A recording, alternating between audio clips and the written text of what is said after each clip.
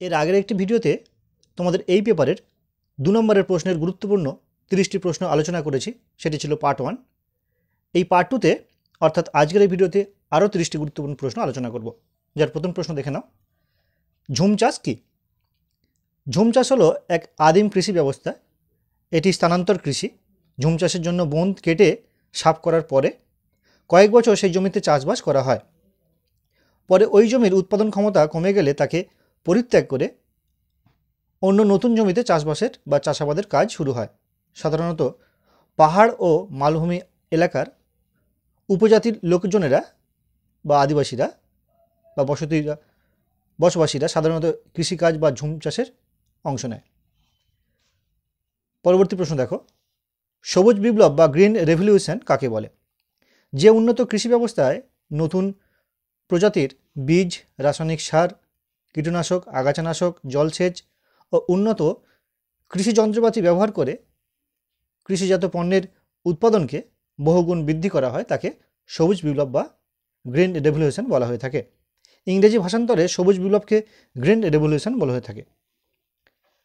পরবর্তী প্রশ্ন দেখো, নীল বিপ্লব বা ব্লু রেভলিউশন বলতে কী বোঝো? নীল বিপ্লব বা ব্লু রেভলিউশন বলতে বিজ্ঞানসম্মত প্রথায় মাছের চাষকে বোঝায়। বিগত কয়েক দশক ধরে উন্নত পরিকাঠামোর সাহায্যে মাছ চাষের উপর জোর দেওয়া হচ্ছে। জলের গুণগত মান বজায় রাখা, নিয়মিত পুষ্টির যোগান, উন্নত পরিচালন ব্যবস্থা ও আধুনিক প্রযুক্তির প্রয়োগ নীল বিপ্লবকে বিশ্বের উন্নত দেশগুলিতে সফল করেছে। নেক্সট কোশ্চেন দেখো, শ্বেত বিপ্লব বা হোয়াইট রেভলিউশন কাকে বলে? এই প্রসঙ্গে বলি, তোমাদের এই 3টি প্রশ্নের মধ্যে কিন্তু একটি প্রশ্ন অবশ্যই পড়ার সম্ভাবনা রয়েছে, খুব গুরুত্বপূর্ণ 3টি প্রশ্নের মধ্যে। তো দেখে নাও, শ্বেত বিপ্লব বা হোয়াইট রেভলিউশন কাকে বলে?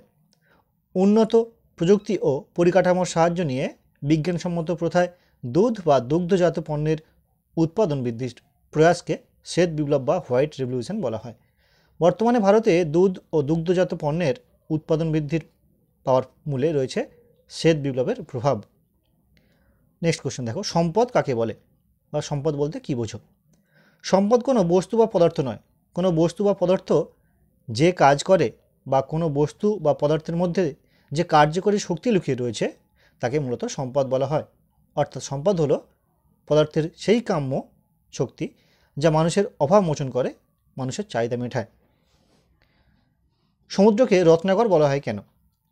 সমুদ্রকে রত্নাকর অর্থাৎ সম্পদের ভাণ্ডার বলা হয় কারণ সমুদ্র স্রোত, সমুদ্র তরঙ্গ, জোয়ার ভাটার শক্তিকে কাজে লাগিয়ে শক্তি উৎপাদন করা যায়। সমুদ্র থেকে প্রচুর পরিমাণে মাছ পাওয়া যায়। সমুদ্রের মহীসোপান ও উপকূল অঞ্চল থেকে নানান খনিজ সম্পদ পাওয়া যায়, যেমন টিন, লোহা, ম্যাঙ্গানিজ প্রভৃতি। সমুদ্রের মহীসোপান অঞ্চল থেকে খনিজ তেল আরোহণ করা হয়। সমুদ্রের জল থেকে লবণ পাওয়া যায়। এই কারণে সমুদ্রকে রত্নাকর বলা হয়ে থাকে বা সম্পদের ভাণ্ডার বলা হয়ে থাকে। চিরাচরিত শক্তি কাকে বলে? চিরাচরিত শক্তি বলতে সেই সমস্ত শক্তিকে বোঝায় যে উৎসগুলি থেকে বহু যুগ ধরে মানুষ জ্বালানি শক্তি আহরণ করে চলেছে, যেমন কয়লা, খনিজ তেল, জলবিদ্যুৎ ইত্যাদি। চিরাচরিত শক্তির ইংরেজি প্রতিশব্দ হলো কনভেনশনাল এনার্জি। এক্ষেত্রে তোমরা মনে রাখবে, এই চিরাচরিত শক্তির অপর নাম হলো প্রচলিত শক্তি। অর্থাৎ তোমাদের যদি পরীক্ষায় পড়ে প্রচলিত শক্তি কাকে বলে, এই প্রশ্নের উত্তর একই হবে, অর্থাৎ চিরাচরিত বা প্রচলিত শক্তি। এবার দেখে নেব অচিরাচরিত বা অপ্রচলিত শক্তি কাকে বলে। অচিরাচরিত শক্তি বলতে সেই সমস্ত শক্তিকে বোঝায় যে উৎসগুলি থেকে মানুষ ইদানিং জ্বালানি শক্তি আহরণ করার চেষ্টা করছে, যেমন বাত শক্তি, জোয়ার ভাটার শক্তি, সৌরশক্তি ইত্যাদি।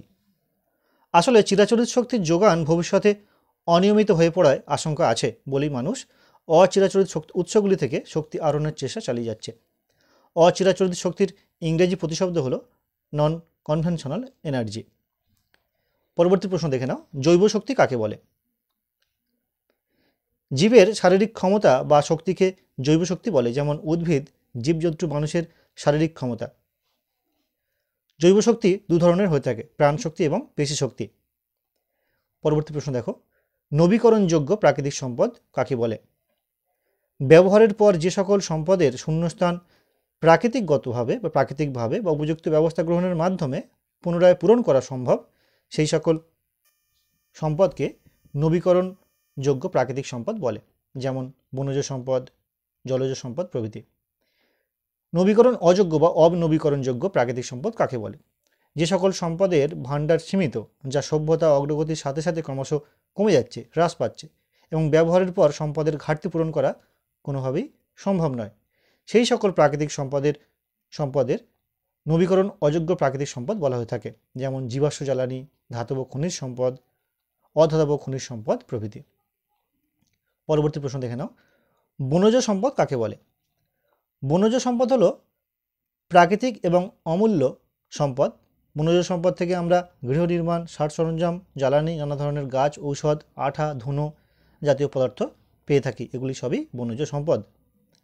শক্তি সংরক্ষণ কাকে বলে? সুষ্ঠু ও বৈজ্ঞানিক পদ্ধতি শুধুমাত্র প্রয়োজনীয় শক্তি আশানুরূপ ব্যবহার করা এবং অতিরিক্ত শক্তিকে যথেষ্ট পরিমাণে কম ব্যবহার করাকেই শক্তি সংরক্ষণ বলা হয়ে থাকে। গ্রিনহাউস গ্যাসগুলি কী কী? জলীয় বাষ্প, carbon dioxide, ozone, carbon monoxide, methane, chlorofluorocarbon অর্থাৎ সিএফসি, নাইট্রাস অক্সাইড প্রভৃতি গ্যাসগুলিকে বলা হয় গ্রিনহাউস গ্যাস, জিএইচজি।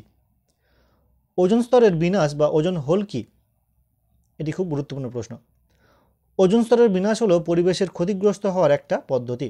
এই পদ্ধতিতে বায়ুমণ্ডলের 10 থেকে 40 কিলোমিটার উচ্চতায় স্ট্র্যাটোস্ফিয়ারের মধ্যে ক্ষতিকর অতিবেগুনি রশ্মিকে শোষণ ও প্রতিহত করার জন্য ওজোন গ্যাসের যে প্রাকৃতিক আবরণ আছে তার পুরুত্ব নষ্ট হয়, ফলে ক্রমশ পাতলা হয়ে আসা ওজনের চাদর তখন অতিবেগুনি রশ্মিকে ঠেকাতে পারে না বা আটকাতে পারে না, ফলে এই ক্ষতিকর রশ্মি পৃথিবীতে পৌঁছায় ও জীবজগতের দারুণ ক্ষতি করে। বিজ্ঞানী ফরম্যান ওজোন স্তরের এই অবক্ষয়ের নাম দিয়েছেন ওজোন হোল।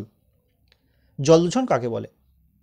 জলের সঙ্গে কোনো অবাঞ্ছিত পদার্থ মিশে যাওয়া ফলে যদি জলের ভৌত, রাসায়নিক ও জৈব বৈশিষ্ট্যের পরিবর্তন হয়, তার ফলে জলজ উদ্ভিদ, প্রাণী ও মানুষের ক্ষতির আশঙ্কা থাকে, তবে জলের সেই খারাপ অবস্থাকে বলা হয় জল দূষণ। ইউট্রিফিকেশন বলতে কী বোঝো? গ্রিক শব্দ ইউট্রফি থেকে ইংরেজি ইউট্রিফিকেশন কথাটি এসেছে। ইউট্রিফিকেশন হলো হ্রদের তলদেশে জৈব পদার্থ ক্রমাগত জমা হওয়ার ফলে হ্রদ ভরাট হওয়ার পদ্ধতি।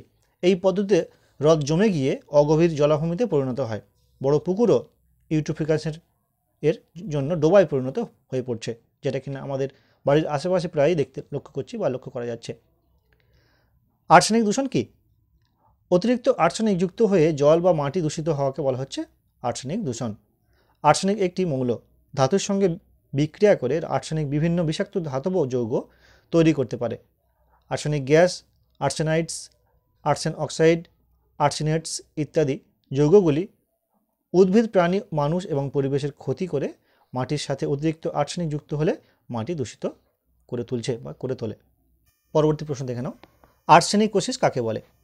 আর্সেনিক দূষণের ফলে মানুষের দেহে যে রোগের সৃষ্টি হয় সেই রোগকে বলা হয়ে থাকে আর্সেনিকোসিস। মিনামাটা রোগ কি?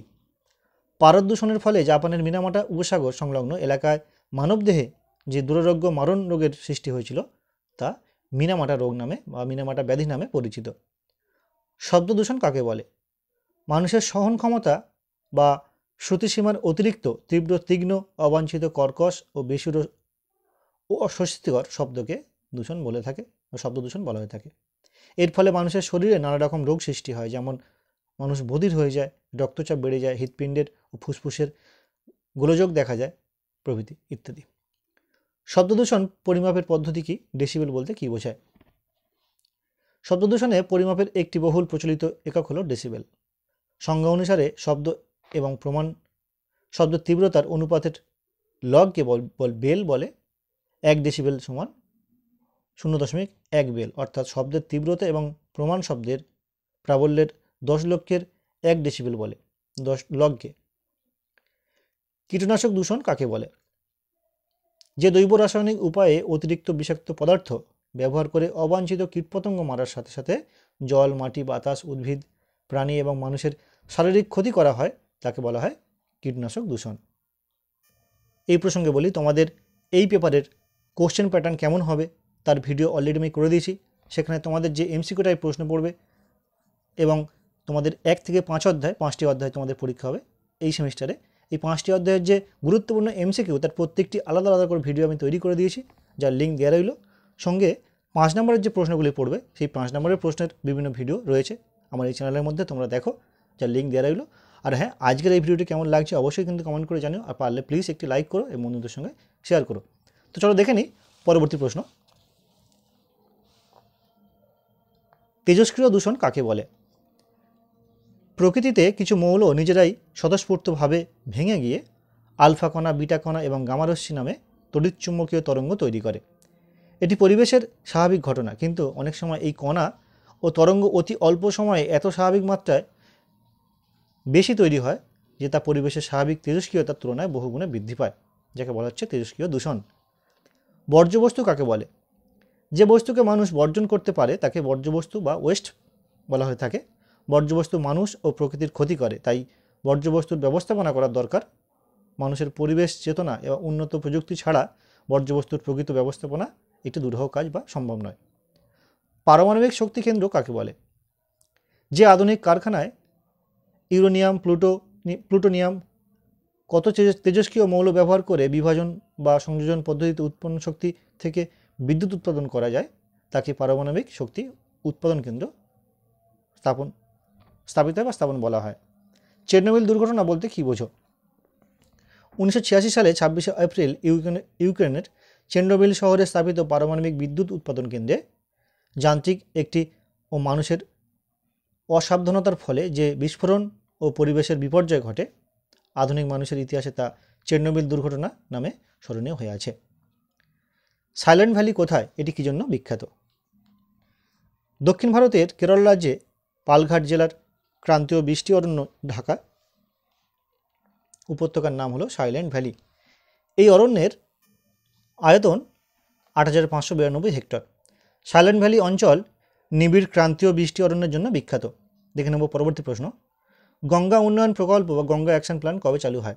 ভারতের প্রধানমন্ত্রী রাজীব গান্ধী সপ্তম পরিকল্পনাকালে 1986 সালে 14 জুন বারাণসীতে আনুষ্ঠানিকভাবে গঙ্গা অ্যাকশন প্ল্যান বা গঙ্গা উন্নয়ন প্রকল্পের উদ্বোধন করেছিলেন।